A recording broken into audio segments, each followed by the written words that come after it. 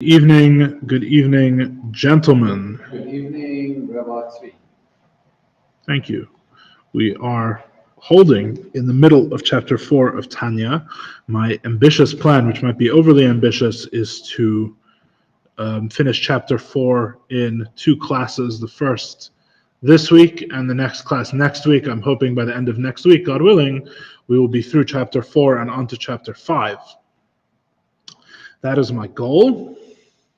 Last week, we had a review class, a class of Chazara, good old-fashioned review of the Tanya, starting from the title page all the way through the middle of chapter 4.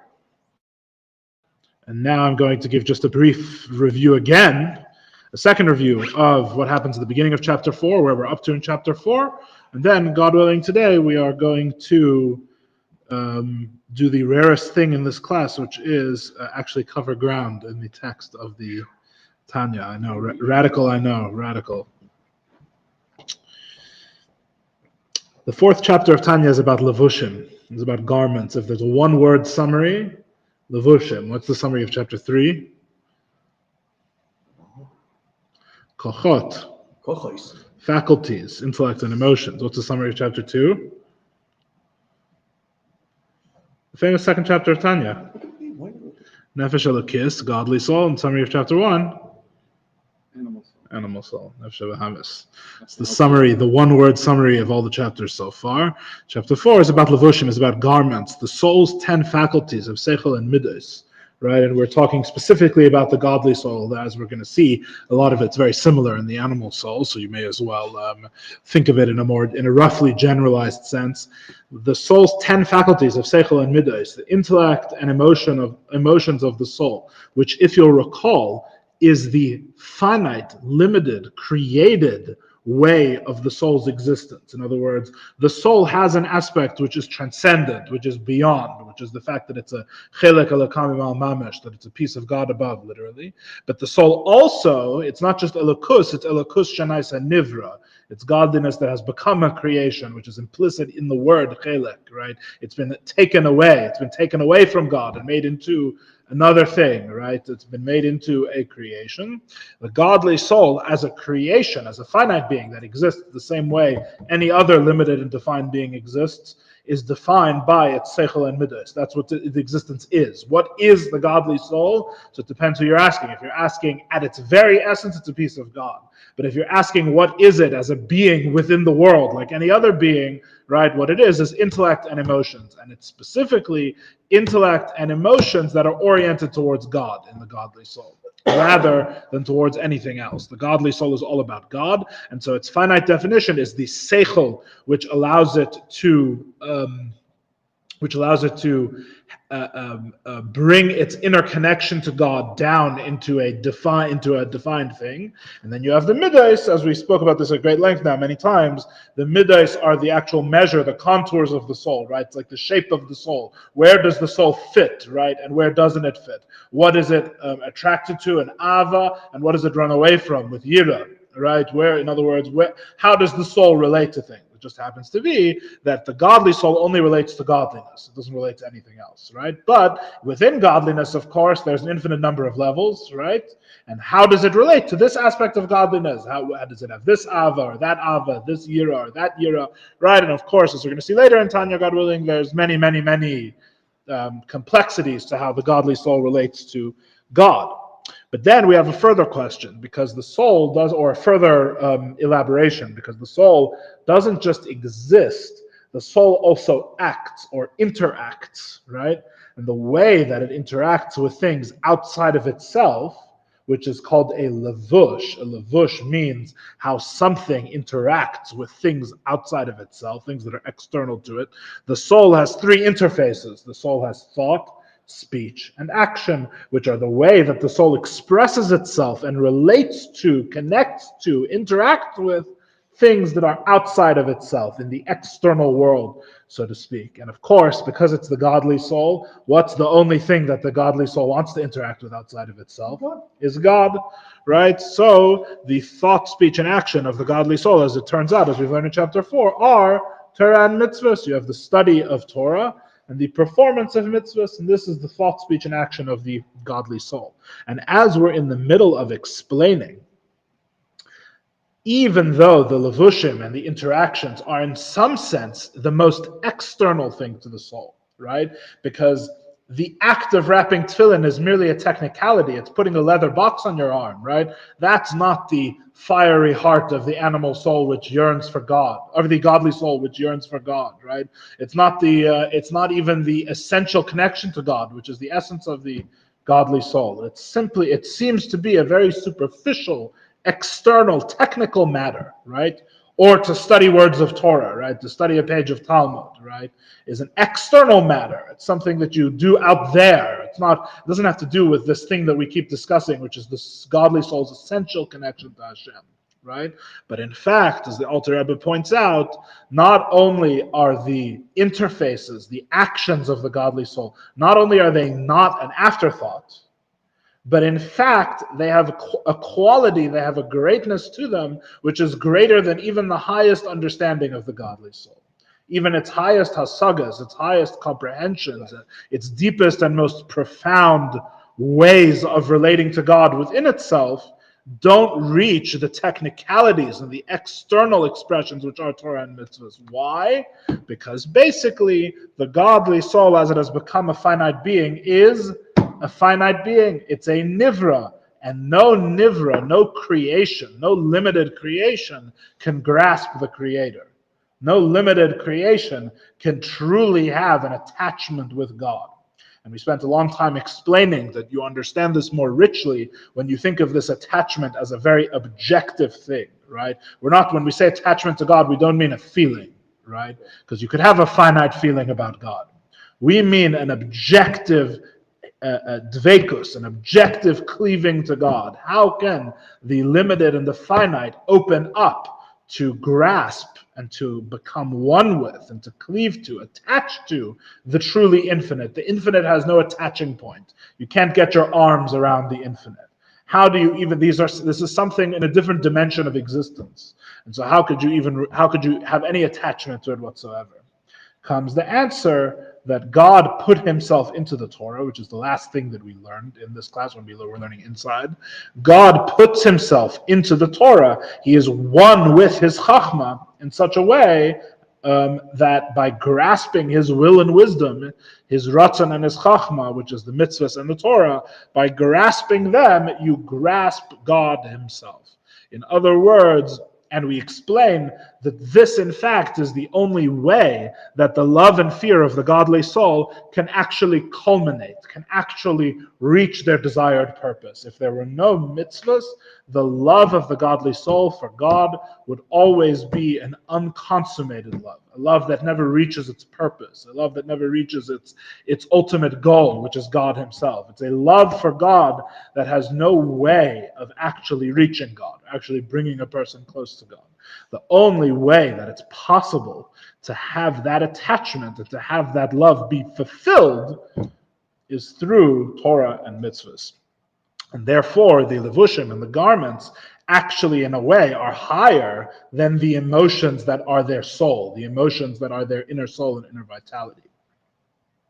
Here's a question to ponder, to see if you're following along with what we've said in the chapter so far. I'm not going to answer the question, but it's something to think about, and maybe we'll answer it at a different time. The question to ponder is as follows. If Torah and mitzvahs, which is thought, speech, and action of the soul, right, are how we actually connect to God, right, then why do you even need a godly soul at all? Because the truth is that the animal soul can understand Torah, can speak words of Torah, and can perform mitzvahs just as easily, and therefore attach itself to God. Well, educate it, learn it. On the contrary, there's many animal souls that are very interested. In fact, I would say that not to be too not to be too direct, but I would say that most of the Judaism that we perform is because the animal soul is interested, not because of the godly soul. Never mind, it's interesting. What the reason The point is that the intention doesn't really matter because it would seem, because the grasping God is something that happens in the mitzvah itself. God put himself into the act of putting on tefillin. Animal soul puts on tefillin and grasps God. But it's like diraba. It's not actually a question I'm seeking an answer to, by the way. No, which I said before. No, please, what were you going to say? I'm just saying, in other words, don't feel like you're on the spot here. The famous example is like you do diraba tachtoinim, but without the light shelter. He has an apartment, the diraba tachtoinim, but it's not full of light. I don't really think that that's the answer to the question, because the question is if the most important thing is attachment to God, right? Yes. So what do I care one way or the other? How I feel about it. It's attachment to God. I'm attaching to God. The animal soul attaches to God. In fact, we actually previously explained that the purpose, the whole chidush, the whole addition to our worldview that the godly soul gives us is not its feelings towards God. True. What the godly soul gives us is an existential connection to God that is beyond external interaction, or as I keep calling it, it's the backdoor connection to God. It's the connection to God that where we're connected to God already and inherently.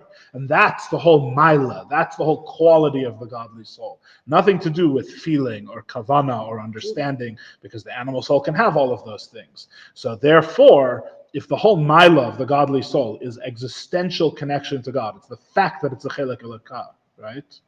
But to be a chelek elokah is not enough to connect to God. You need Torah and mitzvahs, right? Therefore, the question is, why not have an animal soul? Because the chelek elokah is not accomplishing anything. It's not helping me connect to God. I'm connecting to God through keeping Torah and mitzvahs. But there's many levels you can answer that. First of all, I'm not looking for answers, really. thinking. You make me think. What do you want? It is a question for thinking. You're saying Israelis think with the mouth. You're saying. but two small things. First of all, nefesh be'emet yoneket מהאחוריים. So, and the main thing is there's a purpose to the game. There's a purpose for this game, right? Connecting to God. Huh? Connecting to God. No, beyond that. I don't know what that means. Interesting we want idea. to make the world a better place. If we're connecting to God to benefit ourselves, we miss the game. We miss benefit ourselves. The nefesh be'emet will connect to God just because it thinks it benefits itself and nothing else. The godly soul is connecting to God for its own benefit. It's its own love that's being culminated. It's love for God. The reason it wants to wrap tefillin is because it loves God. On the contrary, in a way, couldn't you say it's even more selfish? So the animal soul may not have any feelings of love, but it can connect to God all the same. But the animal soul has options. Uh-huh. The godly soul doesn't have no options. On the contrary, you're making a better and better argument for why all we need is the animal soul. Thank you you're on my side. So wait a minute. Why do we need the nefesh be'emet? Why don't you ask why do we need the nefesh be'emet and not why do we need the nefesh? What do you mean? What do you mean? Because the animal soul, the whole chidush is the godly soul. The animal soul is obvious, regular human experience. What you know from everyday life is the animal soul. Right. The Alter Rebbe is coming and saying it's very important you should know there's nefesh elokis, there's a godly soul, right? It's vitally important.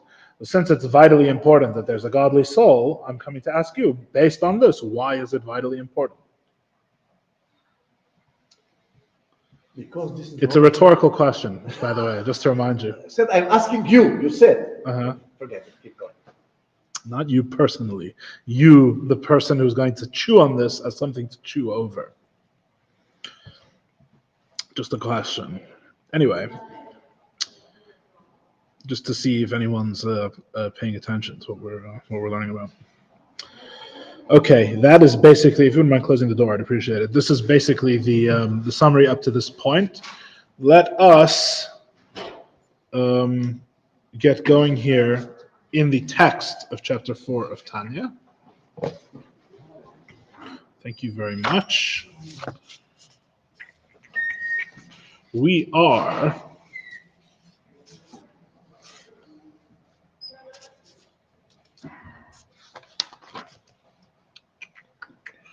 at the first line of page 16 in the Hebrew text of Likutei Amarim, in the Hebrew text of Tanya, the first line of page 16, And we are also on the second line of page 16 in the English, and although. Yeah, first line of page 16 in the Hebrew of the Tanya. The second line of the English. The second line of the English. Do we not have another English Tanya? An English Tanya was donated to the shul with these pages, and then mysteriously disappeared.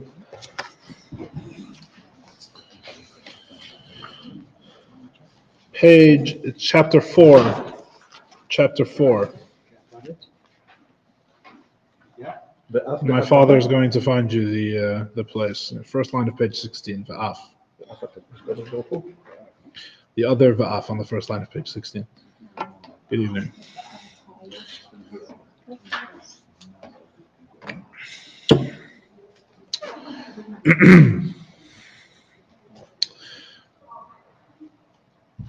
All sorted there? Keep going. Yeah, got it. Thank you. Excellent.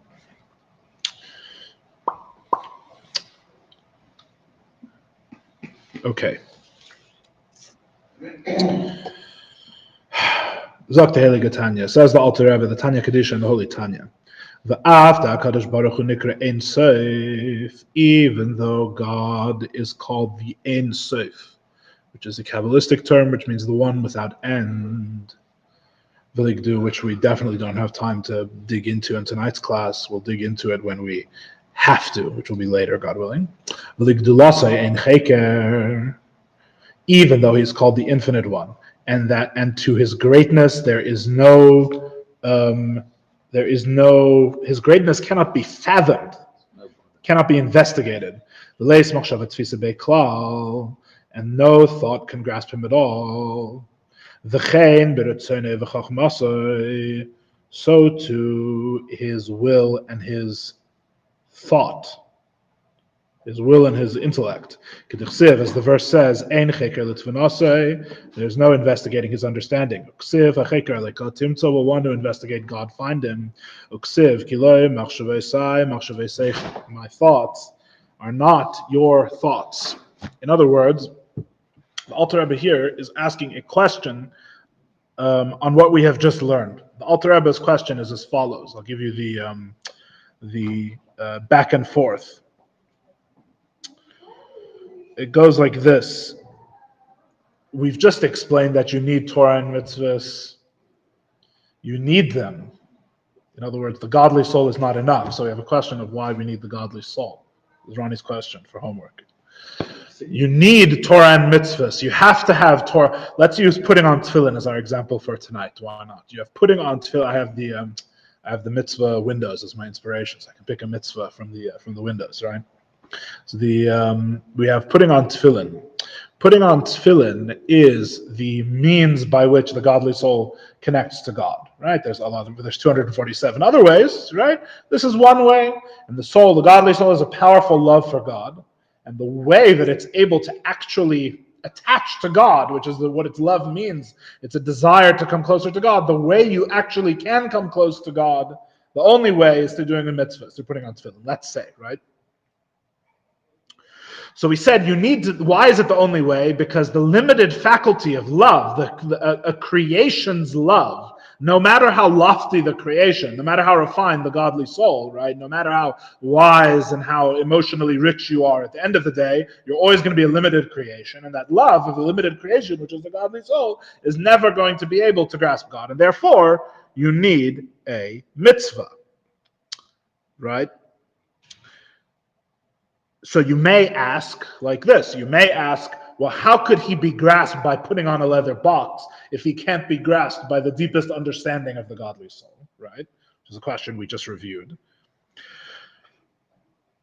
So one way you could answer this, which is what the Alter Rebbe is sort of getting into at this point, one way you could answer this is to say that by putting on the tefillin, you're grasping God's wisdom and not him, right?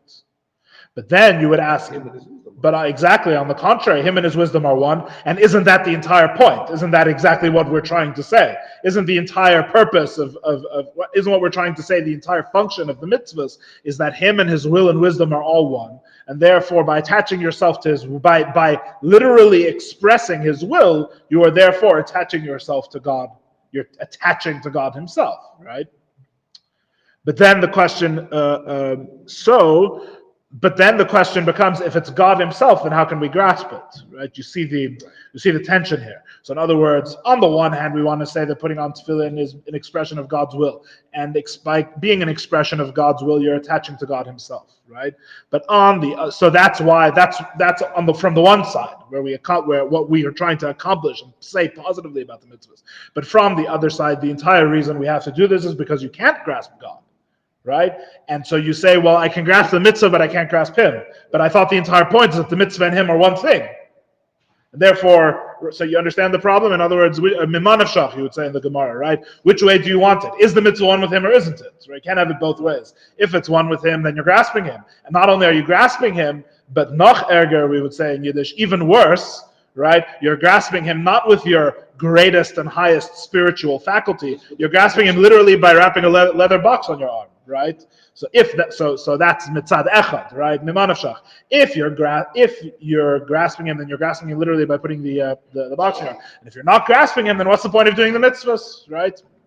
So that's basically what's underlying the Alter Rebbe's point now. The underlying point of the Alter Rebbe is that maybe we could say, this is what the Alter Rebbe is bevorning. This is what the Alter Rebbe is coming to negate. That the Alter Rebbe is coming to, there's a very good word for it. Rabbi Schwartz of Roswell would know the right word. He is coming to, I forget the word, but he's coming to bevarn. He's coming to what these words of Tanya are coming to negate is something that you might have thought, right? Which is maybe the God's will and wisdom are, in one aspect, they're attached to God, but in another aspect, they're more graspable than God, right? So in other words, what we're saying, it's a hava mina. It's not what the Alter Rebbe is saying. It's what we might have thought, right? We might have thought like this. Have it work like a bridge, which is another concept we often have in Chassidus, right? Something like a bridge, or what we would call in Chassidus, in the technical lashon, you would say it's a memutza, right? It's an intermediary, right? It's a memutza. Say that the Torah and mitzvahs are like a memutza, which means a mitzvah is something that in one half, at one end of it, is finite and graspable, so you can wrap the box, right? But in the other end of it, touches God somehow, is one with God's infinity, right? That's the what we might think to explain how this is possible, right? Comes the Alter Rebbe with all of these quotes that we just read, and he says, no, fundamentally, God's ratzon and God's chachma are as infinite as God is. God's will and wisdom are not like a memutza, right? God's will and wisdom are not like a bridge that half of them is like the creation and half of them is like God. No, God's will and wisdom are totally one with God. They are as infinite as He is. When you think of God's wisdom, you cannot think of a book that you can read with a limited number of letters that you can understand. That's not what we mean by God's wisdom. We mean the true wisdom of God, which is infinite and absolutely united with Him, right? Chabad Chassidus, right? The first sphera in the world of Atzilus, which we already mentioned back in chapter 2, by the way, which is a foreshadowing for what we're going to be discussing in the rest of tonight's class. You have God's wisdom, Chachma v'Atzilus, His wisdom which is totally one with Him, right? It's absolutely infinite. So don't think that when you're learning Mishnah and Bava Metzia, right, or you're learning a page of Ranat, right? Don't think that when you're learning a Hasidic discourse, or you're learning a page of the Talmud, or you're wrapping a small leather box on your arm, right, that this could possibly be what we're calling Chachmas Hashem and Ratzon Hashem, the wisdom of God, the will of God. The will and wisdom of God are absolutely infinite and totally united with Him. If you can find any way that it's not like God, right, which with anything limited is very easy, right, then it's not the will and wisdom of God, right? So now we seem to have a problem. Right? That's what the Alter Rebbe is coming to say. That's the af, right? And even though, says the Alter Rebbe, the will and wisdom of God are as infinite as He is. They're not a mamutza. They're not something that's limited, right? Even though they're as ungraspable and as infinite as He is. Which we'll talk about more maybe in a few minutes. Hine, behold. Alzeh amru. It is about this that we say, b'makom she'ata metzei gdulasa shel HaKadosh Baruch Hu sham ata metzei anvas nusay. It says in the Gemara in Megillah Daf Lamed Aleph Amud Aleph, Megillah 31a. It says that in the place where you find God's greatness, there you find His anava, His humility. Right? What's the literal Gemara talking about there, by the way? Because we always skip to in Chassidus, we always skip to the Chassidic meaning of everything, right? So, and we don't bother to learn the literal, simple meaning. What's the Gemara literally talking about over there? The place where you find His greatness, there you find His humility, right? So the Gemara there literally, it's a brisa, I believe, if I recall correctly. The Gemara there literally is talking about the Tanakh. It's saying that in all the psukim, all the verses where it says God is great, it also talks about how He helps the very small, like how He helps the Almana and the Yosem, right? That in the place where we describe God's greatness, it also describes always, you'll find that in around that same place where it says how great God is, it also describes how He cares for the how He's willing to be humble and care for the lowliest creature. That's what the Gemara literally means, right? And it brings there an example from Torah, Nevi'im, and Ksuvim, right? There's the 3 different psukim that you can find there, or passages where it talks about God's greatness, it also talks about His humility. That's what the Gemara, that's the pshat of the Gemara, the literal meaning of the Gemara, right?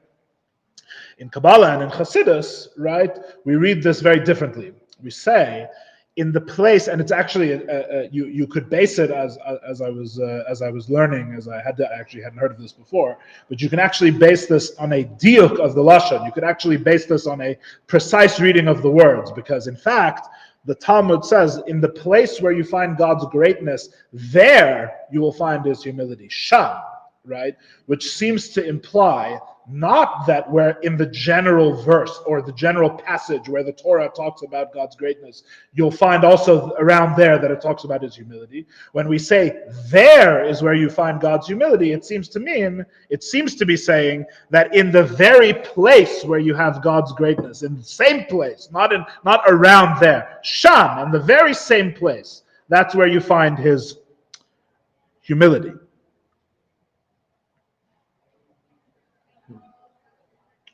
What is the meaning of the way the Alter Rebbe is using this here?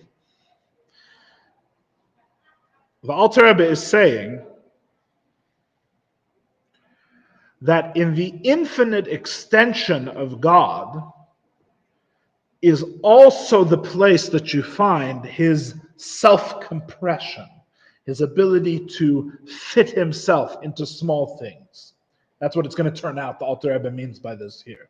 I'll say it again. In the very place where you find the infinite extension of God, right? That godliness is without limit. It extends infinitely, right? In the same place where you find God extending infinitely, that very expression will be found in a way where God fits Himself into very small places. Or in other words, in order for God to be everywhere, to be immediate to the smallest things, to be found even in the smallest place, right? To be in even the lowest place is really the way it should be put. In order for God to be found in even the lowest place, which is where God is found everywhere, right? In order for God to be found everywhere, even in the lowest place, right? God's will and wisdom are compressed into graspable garments. God's will and wisdom are compressed into graspable garments, which we're about to explain. Good question. But everything you said now is in the first bracha of 18. הגדול, האל הגדול, הגיבור והנורא, and then גומל חסדים טובים, קונה הכל, and then deals with the smallest stuff. Yeah. Let's read how the Alter Rebbe how the Alter Rebbe explains this.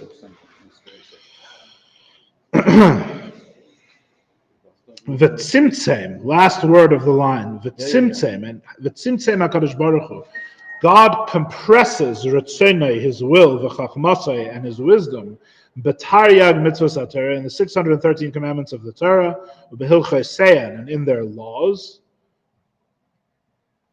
u'betzirufei oisias Tanach, and in the combinations of letters of the written Torah, of the Torah, Nevi'im, Kesuvim, of the Tanakh, v'drushei seyem sheba agados u'midrashei chachamenu zal, and in their exposition in the agados and the midrashim, which means like all of the different midrashim, stories, explications, derivations of the sages.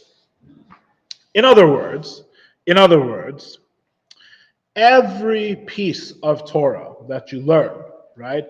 First of all, the entire Torah in general, but then it's like it's כמו fractal, כמו שאומרים בעברית, fractal. Fractal. איך אומרים fractal? בעברית. A fractal is a picture where every piece of the picture is the same as the whole picture. בפשטות, fractal. Okay. But it's a fractal. In other words, God is found in the whole Torah, but God is also found in every piece of the Torah, right? If you take a pasuk, if you take a verse of the Torah, a single verse of the whole Torah, right? God is found in his infinitude in that one verse, the same way that he's found in the whole Torah. In other words, in the entire Torah, and in every part of it, which grow extremely defined and limited. It's one verse. It has a few letters in it, right? Not much, right? It's one verse, right? In that one verse, in that one word, in that one letter, right? However you want to go. Or if you want to go in the oral Torah, you could say in this one page of Gemara, in this one line of Gemara, in this one idea of the Gemara, right? So to speak. In every part of it, you will find that it is defined and limited, but simultaneously the will and wisdom of God. In other words, God has put himself in his infinite self, into all of Torah and mitzvahs, no matter how small and defined and particular they get, right? And that's what we mean, that he was mitzamtzem himself. He compressed himself into, right? He squeezed himself into every detail of the Torah, such as it is. Don't, by the way, get distracted by the use of the word tzimtzum, which here, it's totally unrelated. It's totally unrelated to the normal concept of tzimtzum. Here we means God squeezes himself into. He compresses himself into a place, like it says in the Gemara or the Midrash, I forget where, that God, maybe it's even Pasuk. I can't remember, that God compresses himself, the Shekhinah compresses itself between the Badei HaAron, right? Between the staves of the Aron, right? That's where the Shekhinah, it's Tzimtzem es Atzma, it compresses itself into that space, right? So it's the same idea here, that God compresses himself into every aspect of the Torah. We're going to explain this more in a moment. Let's just keep reading. Bichdei, why does God do this? In order, shekol neshama, that every soul, oy ruach, the nefesh, or a ruach or a nefesh, meaning all the levels of souls, shebeguf ha'adam, that are in the human body, tuchol lahasigon bedaita ulakaima kol ma she'esher l'kaim mehen, is able to grasp, to comprehend it with its knowledge, and to fulfill it to whatever extent possible, b'maisa dibur machshava, in action, speech, and thought. V'al zen, through this, tislabesh b'chol eser b'chinei ser b'shloisha levushim elu, can enclothe itself in all 10 of its faculties in these 3 garments. In other words, why does God contract himself, contract his will and wisdom into these things that are limited, that can be grasped, that could be in one particular and one verse, right? Or the act of putting a leather box on your arm. Why? So that every part of every soul can grasp him. which means, in other words, that in the place where you find his greatness, that's where you find his humility, right? In other words, what are we saying?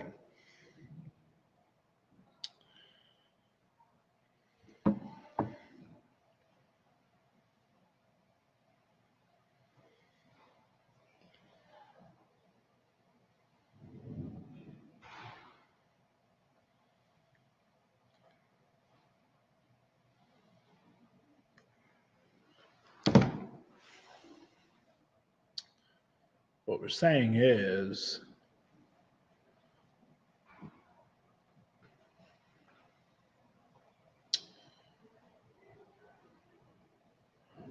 what we're really saying is like this.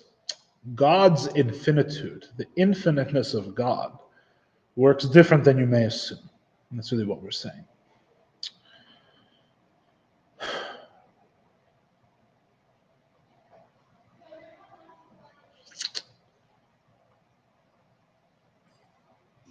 What we're saying is like this.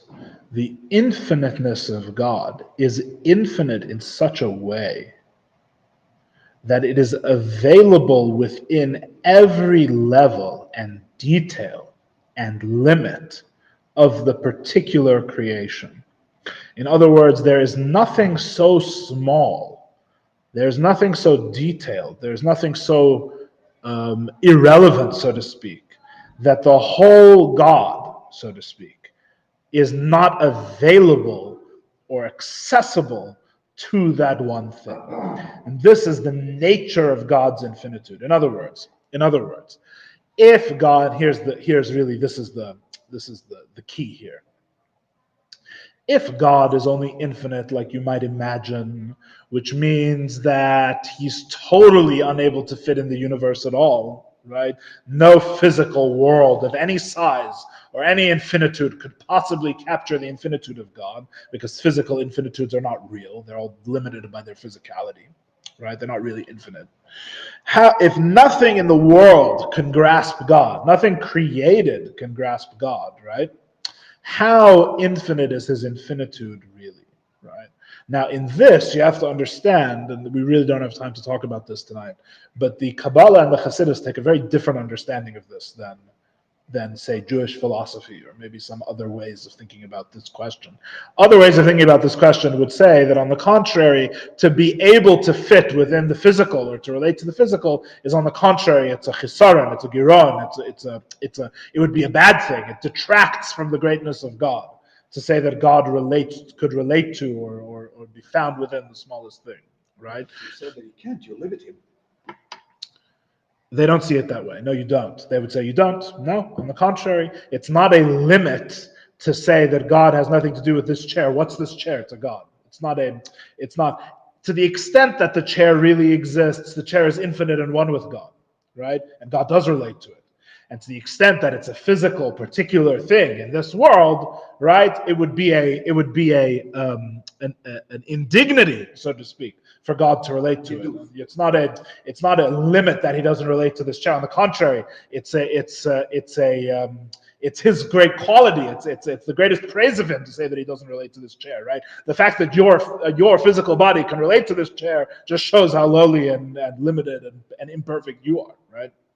That would be the argument. Chassidus and Kabbalah takes a whole different understanding of this. It's really not fair to talk about it so briefly, because it's very, very interesting and important, but we don't have time for it in tonight's class, so we'll have to talk about it more a different time. Chassidus and Kabbalah takes a totally different view of this, which is that, on the contrary, the way that God's infinitude works, setting aside the philosophical question of what's perfection, what's imperfection, right? That's another question. The way that God's infinitude works, right, is that in other words, where is the infinitude of God? It is not just unto itself. It's not just self-contained beyond all limited realities. On the contrary, it is so infinite that every finite and limited reality relates to it equally. Right? And therefore, says the Alter Rebbe, in every detail of the Torah, in the smallest thing in the Torah, in the act of putting on a physical box of leather, right? You can connect to the infinite God. God has squeezed himself into these limited and finite things. And on the contrary, why? Because he is so infinite. It's the very principle that he's so infinite that is the same principle that he's found within the smallest place, right? And that's what it means, that in the place where you find his greatness, that's where you find his humility, because it's the same principle. The problem is when we say he's so great, you're thinking of something very big, right? But by this understanding, that's not what greatness means. Greatness doesn't mean very big. Greatness means able to be in the place of bigness and smallness equally, absolutely equally. God is immediate to all things, right? What's the problem with this explanation here in chapter 4 of Tanya, for those who are paying attention? Non-rhetorical question, by the way. Oh, I knew it before you said it. What's the problem with this explanation? So we can connect to everything. What do you mean? Say. To the chair. Very good. And not only that, but what could connect? Anything could connect. Very, very good. Very good. Very good. The problem with this explanation is that we are trying to explain mitzvahs, right? But we seem to have explained everything, right? God is immediate to everything. So on the contrary, you don't need mitzvahs, right? Go eat an apple. Eating an apple, you're relating to the infinitude of God, right? That's a separate issue, right? Okay, eating an apple is too complicated. Go mow the lawn, right? Go mow the lawn. Mowing the lawn, you also connect to the infinitude of God because he's found in everything, right? Why are we saying Torah and mitzvahs? We should be saying everything, right? Alter was about to explain this. He's about to explain the difference.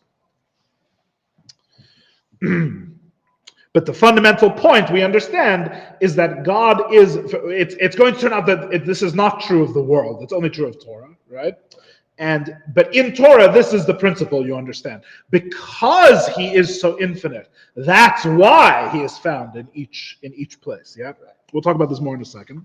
V'lachein, I'm on the new sentence. Yeah, it's where the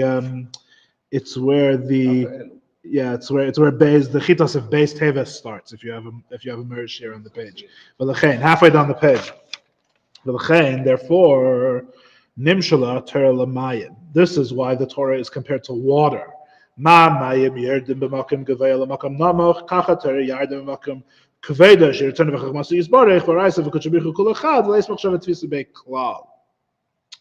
Just as water goes from the highest place to the lowest place, so too Torah descends from the place of glory, of its glory, which is the will and blessed will and wisdom of God. And the Torah and God are absolutely one, and no thought can grasp it at all. That's where the Torah begins its descent from. The Torah is compared to water. This is not a Hasidic or Kabbalistic comparison. This is a Talmudic comparison. And in fact, where it compares the Torah to water, it says, why is the Torah like water? Because water descends from a high place to a low place, so does Torah. In other words, that's all nigla. Sometimes nigla can sound like Chassidus, by the way. So that's all nigla to Torah. That's all just what the Gemara says. Because nigla is enough. It's all one Torah in the end, is the truth. But the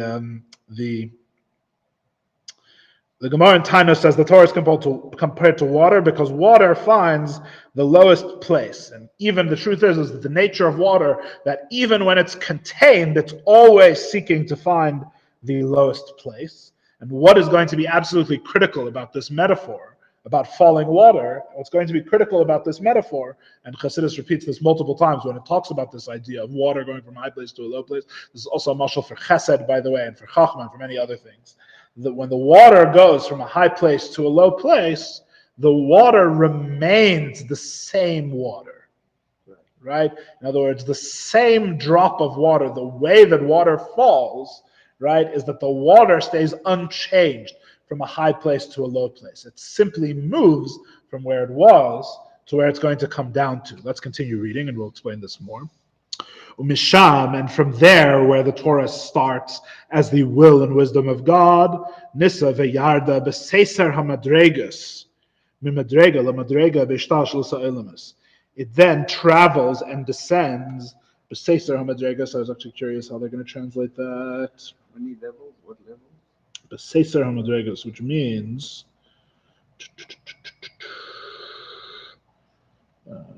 hidden stages, is how they translate it.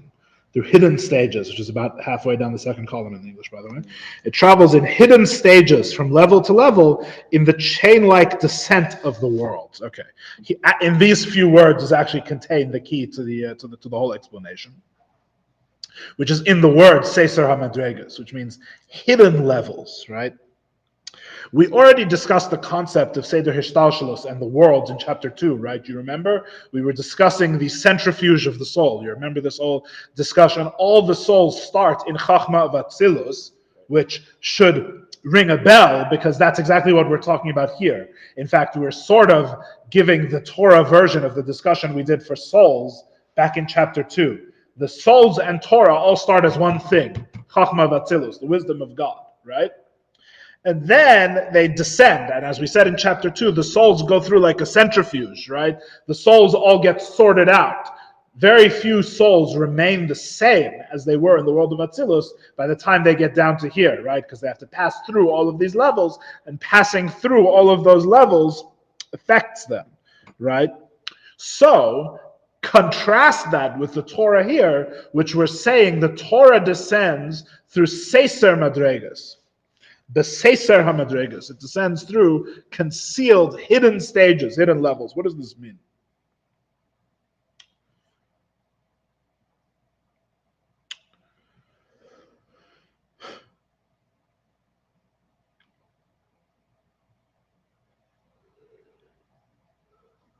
There's two different ways in Chassidus and Kabbalah that something is mishtalshel, that something comes down through the worlds, right? Through the system of causes and effects, which we call the worlds, right? You can go review in chapter 2 our discussion of the different worlds, etc. One way is a revealed way that you come down through the worlds, right? The revealed way, what's revealed? What's revealed is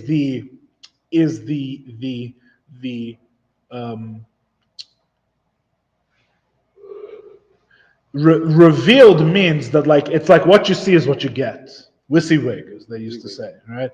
What you see is what you get. Is a revealed descent. What do we mean by that? We mean that the soul, as it comes down into Bria, right, into the second world, it's descended from Atzilus and has now come into Bria. What does it mean for the soul to come into Bria, really, and to become a Bria soul? It means it has fundamentally lost what made it a soul of Atzilus, right? Lost in the sense that it's as if it's not there at all, right? Whether there remains some connection, we already said back in chapter 2 that there does remain a connection, but it's as if it's completely lost, because for all intents and purposes of the way the soul reveals and presents itself, right, it's as if it doesn't exist, right? The soul has lost what it had in Atzilus and become now a soul of Bria, right? It's not the way that the soul comes. Why did it lose? It exists in both. Sorry? What do you mean it lost? We're talking about a soul that loses the spiritual sensitivity of the world of Atzilus. Okay. Right? It loses its Atzilus view, right? The Alter Rebbe was a neshama d'Atzilus. That's a godly soul like it is in Atzilus, right? Most people don't have a godly soul like that, with that strength and with that connection. And we explain in chapter 2, why not? Because it comes down and it gets affected by all the worlds, right? So really, when we say the soul comes down through the worlds, we shouldn't say it comes down or descends, right? Because descends doesn't really capture what's happening. It's not really descending alone, right?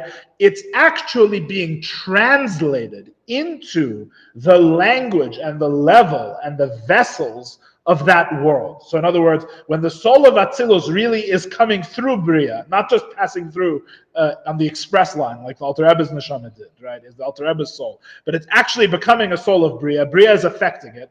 What that means is that what the soul is translated into a new language. It's literally like translating into a new language, like from English to French, right?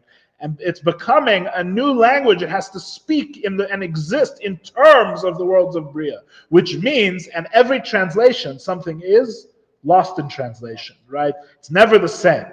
And then when it comes to Yetzirah, it's a translation of a translation. And then when it comes to Asiyah, it's a translation of a translation of a translation, right? Something is lost every time. It's not just descending. Because descending, you think of someone dropping a ball, right? That's descending. Descending, it's the same ball that hits the ground that starts, right? That's not what most Ishtalshalus is like. In fact, that would defeat usually what we consider the entire purpose of Ishtalshalus, right? Which is that the thing should be translated into a lower thing, right? That's the whole purpose of this structure, is to, through a series of causes and effects, to distance something from godliness, right? To make it lower, to make it further away from God. It's the creation of the Tachton. That's the whole point, right? So in order to distance something from God, and to make it more finite, and make it more limited, right? The thing keeps getting translated and reinterpreted, and each time something is lost, right? It's becoming a lower thing. That's one way. That's what we mean by the revealed descent through the worlds, right? Like the soul comes, and also like everything else comes in creation. In everything that's created, because we're talking about the soul as it becomes a creation. Everything that's created, it comes through the same process, right? This table, this coffee cup, it's the exact same. They all start as godliness in one way or another, right? And they come down and down and down, and it's a translation of a translation of a translation of a translation, etc., from what the thing originally was. Like we famously say in this class all the time, as the Alter Rebbe says in Torah that the sweetness of the apple ultimately derives from Chesed of Atzilus, right? Whatever that means, in an infinite number of steps, probably. Very, very distantly, but the sweetness of the apple comes from the kindness of God, in the infinite kindness of God, which is totally one with Him in the world of Atzilus, yes? That's normally what we mean when we talk about Hishtalshalus and something coming through the world. The Torah comes b'seisar hamadregas, with hidden levels. What does that mean? It means that the way the Torah comes down is not through translation, but through concealment. In other words, the Torah's inherent connection to God is not translated, it's just hidden. It's hidden within the Torah, but still as present as it always was. When the Torah comes down through Hishtalshalus, right, it's like water passing from a high place to a low place. The infinitude is still within it. And this is really the distinction between Torah that seems to come into limitation and definition, either a certain number of words in a page, or limited concept in the Talmud, or a single physical mitzvah, right?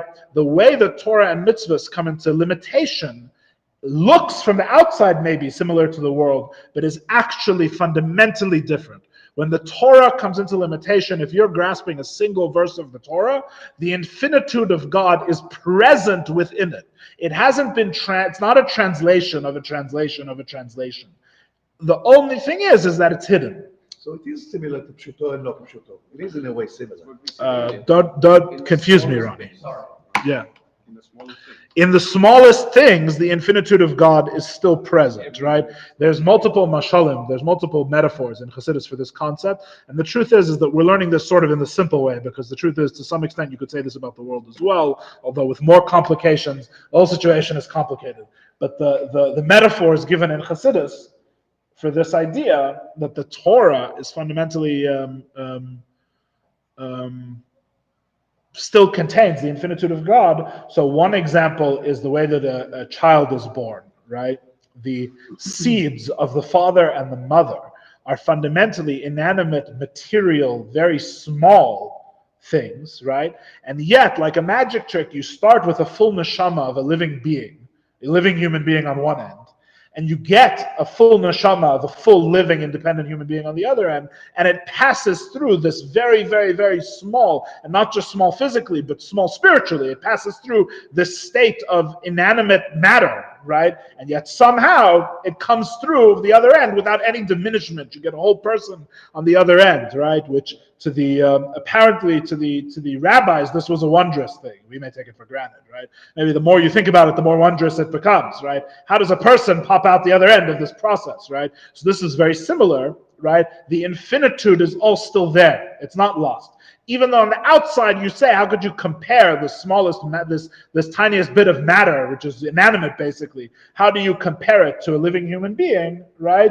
But the truth is that the whole living human being is it can pass through this thing, that infinite soul, so to speak, is going to come through this very small space. That's one mashal. Another famous metaphor in Chassidus that's given for this concept is the way that the debates of the rabbis passed through the Mishnah, which is very, very brief, and then came out again in the Gemara, which you might remember, we've spoken about this in this class before, that the debates of all the Tanaim, right, which could have filled probably thousands of volumes, right, were taken by Rav Yehuda Nasi and squeezed into the relatively very short work that is the Mishnah. And then the sages of the Talmud, the Amoraim, came a couple of centuries later and unpacked it all again, right? And you got out of the Mishnah again this whole body of debate and rabbinic richness that didn't seem to exist in the Mishnah, right? But in fact, the Mishnah was just this. It was a mu'ata machzikas hamaruba, right? It was a small space that held a nearly infinite amount, or a truly infinite amount, you could even say, right? An infinite amount was compressed into it and then came out of it again, right? So these are mashalim, these are metaphors for the way that God puts Himself into the limitations of the Torah. And this explains the difference. This explains why you need the Torah, why you can't just go mow your lawn, right? Because the way that God is present in the Torah, when the soul wants to grasp God, it has to put on tefillin and not mow the lawn. Because mowing the lawn, the way that God is present has become so diluted, a translation of a translation of a translation, that you can't say the infinitude of God is present in it. Whereas the Torah, the infinitude of God is absolutely present. You just can't see it. It just isn't apparent, right? I have a little thing that bothers me here. Yeah, only one. Only one for now. The 24 books. Yeah. There were other books. Yeah. The 24 books were decided by men which one to be included in there. That's a whole other issue. So all of a sudden you're bothered by this. It's actually a good question. Good that you're bothered by it. It's a good question, Bichlal. I'll see your question and raise you a question, which is all we can do as Jews, right? Okay. I'll raise you a question: is how did by what right did the rabbis see fit to add books to the 5 books of the Torah and say that these are also holy scripture? Right. Bichlal. How could you add a single book, right? Similar question. Because if you can add a single book, maybe you'll know when to stop and not add more, right? So my question is similar to your question. Why is God there and not in the book of Enosh? Yeah, that's a good question. I don't know. Yeah. That's a good question. I don't know, and even if I did know, I don't know if I would tell you in the context of this class. That's if that's how you interpret it. Fair enough. Let's continue reading a little bit further. And we mentioned, I should mention that we did read as well that the entire soul thereby grasps God. We actually said this earlier in chapter 4, but I don't think I put it in our review, that when the levushim, the garments of the soul, attach to godliness, it elevates the whole soul, which we're going to discuss a little bit later in the chapter, and also in chapter 5, that when you study Torah and do mitzvahs, the whole soul becomes involved. It's not just that faculty, right? So the whole soul can attach to God. I just wanted to point that out because we're going to get back to that later in the chapter, God willing.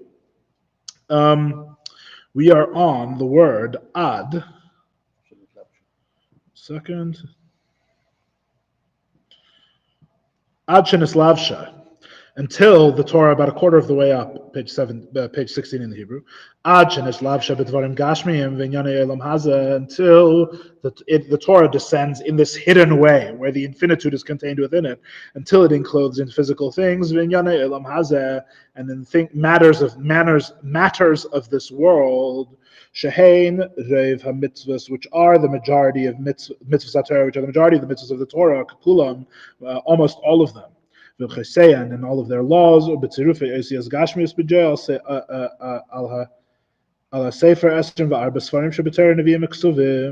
and in the combinations of the physical letters. He means, in other words, Alter Rebbe is emphasizing we don't mean the letters as they exist conceptually, like as a text, like in a text document. We mean actual ink on parchment, 24 books of the Torah, and the Nevi'im and the Ksuvim. Kedei, in order that any thought can grasp them. In other words, the Torah comes down, just as we were saying before, so that every single soul and every single faculty of the soul should have the ability to grasp it at its level. In other words, it comes into the smallest and the lowest particular, right?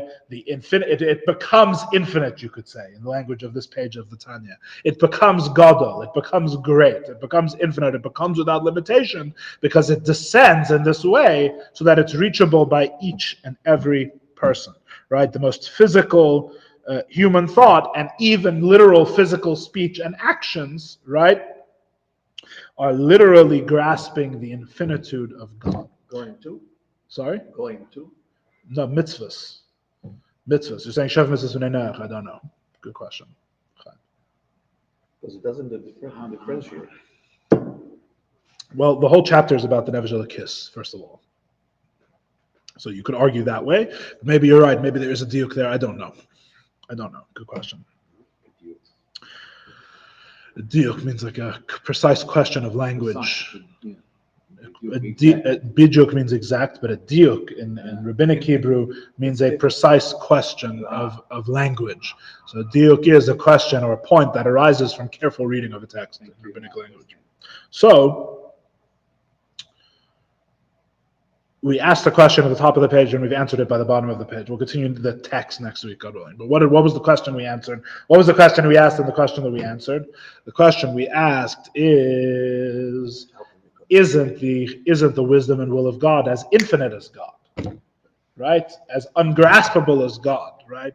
Comes Alter Rebbe and says, we are describing the process whereby God somehow makes the infinite, when it comes to God's infinitude, the way that the Torah and mitzvahs are infinite is that they come down and are grasped even in the Torah and mitzvahs. This is an act of God, so to speak. In other words, there's no, it's not something that could be understood like a bridge, like we were saying before, where it has both aspects. The Torah is somehow, right? And it's not like we explained rationally how this is possible. We're just saying that God does it, right? The Torah and the mitzvahs in the smallest particular, in the smallest detail, or the wrapping of the tefillin, right, is the infinite will and wisdom of God. It's the same thing, which is very important to understand as we go, and we'll probably explain it again from chapter 4, finishing chapter 4 now and going into chapter 5, that we are talking literally. In other words, when you understand, when you learn a few lines of the Talmud, you literally are thinking the mind of God, right? Even though it's not presenting as an infinitely large thing that's ungraspable, even though it is coming to you as something that your mind can grasp, right? Or get around it to some extent or another, right? You are literally thinking the mind of God. And when you do mitzvahs, you are literally becoming an extension of the will of God. Which, if you don't understand that, by the way, a lot of what Chassidus says about mitzvahs is not going to really make sense. You have to understand that when you're putting on the tefillin, you are not performing a technical physical act. We actually touched on this a little bit more earlier in the chapter as well. You are literally expressing the will of God. There's no physical act here anymore, right? There's the will of God is being expressed in this place, right? In a way that it's not expressed when you don't put on tefillin. Because when you don't put on tefillin, you have a creation and it comes down through all the levels and it's a translation of a translation and it loses its infinite connection to God. As opposed to when you put on the tefillin, you have that infinite connection to God. And this concept we're going to explain more in the end of chapter 4 and chapter 5. I just want to point out that this whole understanding of how the Torah begins as something infinite, right?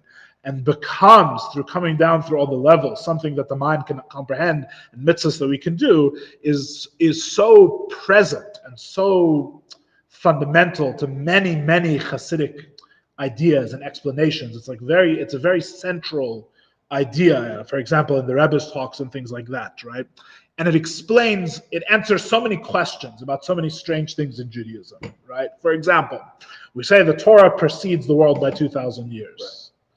We also say that the Torah can never leave its simple, right? The verse, as it says in the Gemara, the verse never leaves its simple understanding, which means that the pshat of the Torah, right, the so to speak literal meaning, although I'm uncomfortable with that translation, but the simple, straightforward meaning of the Torah, like Rashi is describing it, right, where Rashi is saying, no, Abraham was a person who actually lived, and then he went and he walked in the Negba, he went and he actually walked in the desert, right? There may be some problems with sometimes the simple understanding. That's what Rashi is coming to explain, right? How there's contradictions and other things, right? But ultimately, in Rashi's understanding of the Torah, in the pshat level of the Torah, Abraham was a human being of flesh and blood, and he went and he walked in the Negba. That's what the pasuk says. He went and he was halach ben asaya Negba. He went and he walked in the desert, right? He walked in the south of Israel, right? So you explain to me, How does the Torah exist 2,000 years before the world is creation, right?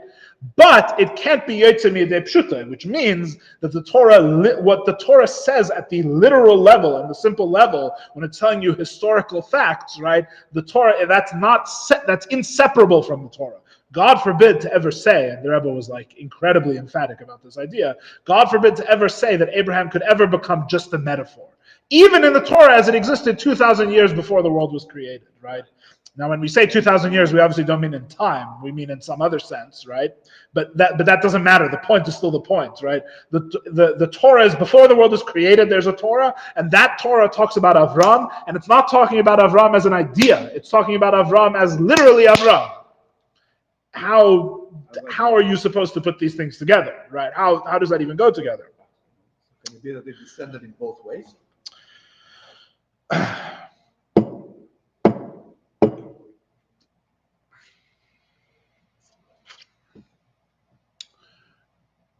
It's all one thing is the truth. In other words, the physical reality, the literal reality of Avram, and the reality of Avram in the Torah before, when it exists 2,000 years before the world exists, is fundamentally all one thing. How can it be fundamentally all one thing, you ask, right? The answer is what we have been learning in the chapter 4 of Tanya. It can be all one thing because the Torah is fundamentally the will and wisdom of God, which is absolutely infinite, right? But it descends, the truth of the Torah is manifest in all different worlds and in all different levels, right?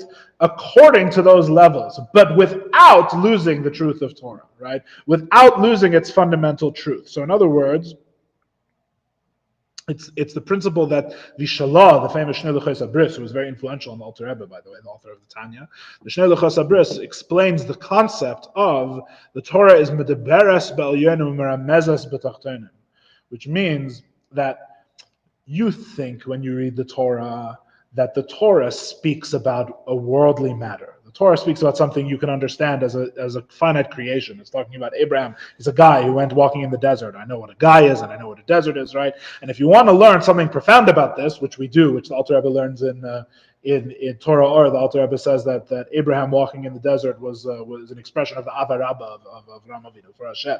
He explains the whole thing with Negba, whole thing, right? So there's an inner explanation where this is all about the way the soul relates to God, which could be eternal, which could exist 2,000 years before the world was created, because the soul and God exist eternally, right? And then you have Abraham actually walking through a desert, right? So the Shalah says that you think that the Torah speaks first about Avram who walks in the desert.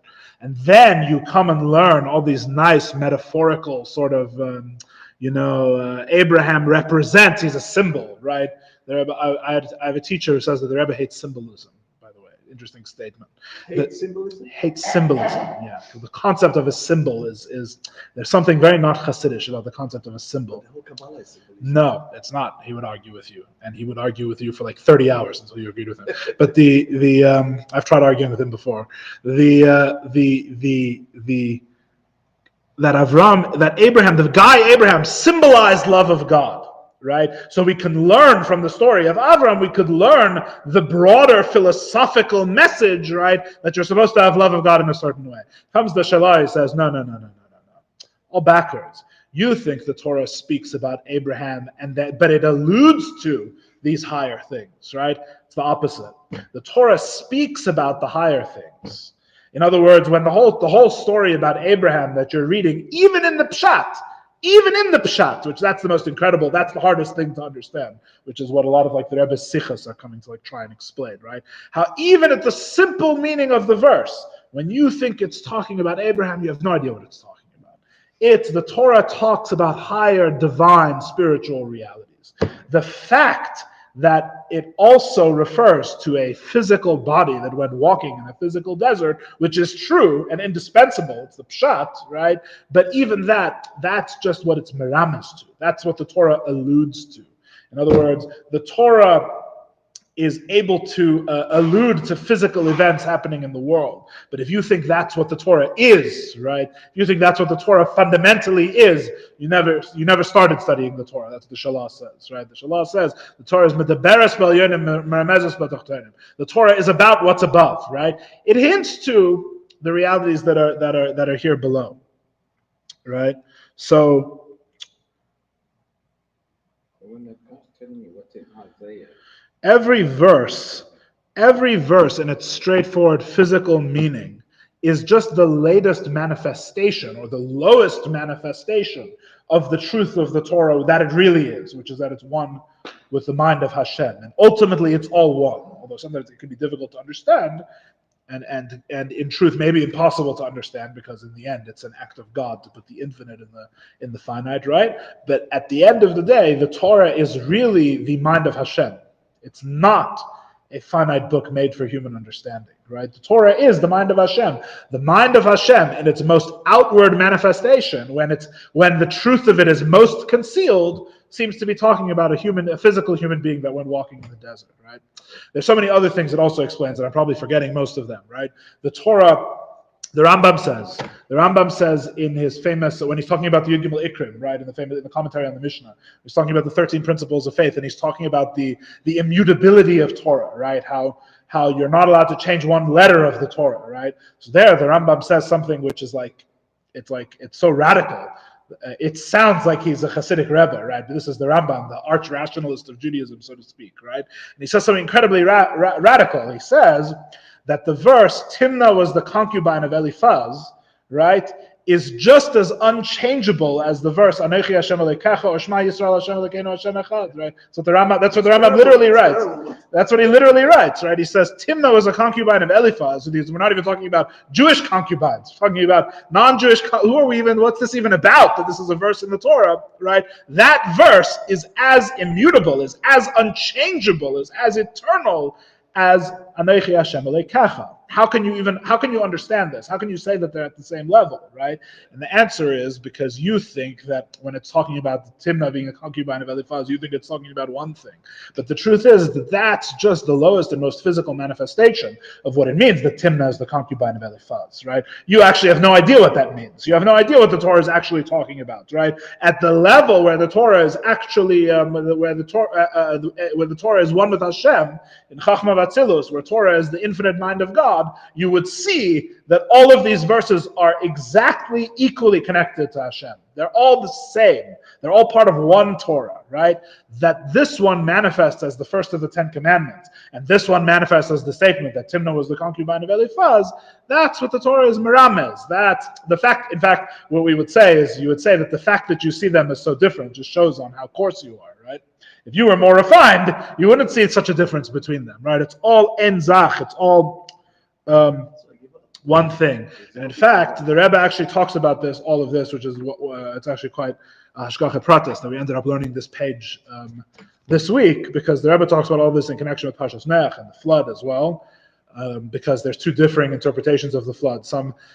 There's a midrash which says that the flood is returned the world to the perfection of before creation, and then there's the simple understanding of the flood, which of course is that it's brought on by negative things. And even if you want to say that it's like a mikveh, which is like what the Alter Rebbe famously says, but even the mikveh you bring for impurity, right? So in other words, it's not like the world in its perfect state, right? How can both be true? It's a similar idea, right? It's a similar idea that there's different levels of the Torah. At the highest level of the Torah, no impurity exists, and the flood, which is an eternal thing, right? The flood, the Mabul, which existed 2,000 years before the world was created, has nothing to do with the sins, with the sins and the transgressions. On the contrary, it's a necessary stage, an absolutely necessary stage in the making of a dir b'tachtenim and all of these eternal things which are associated with God, right?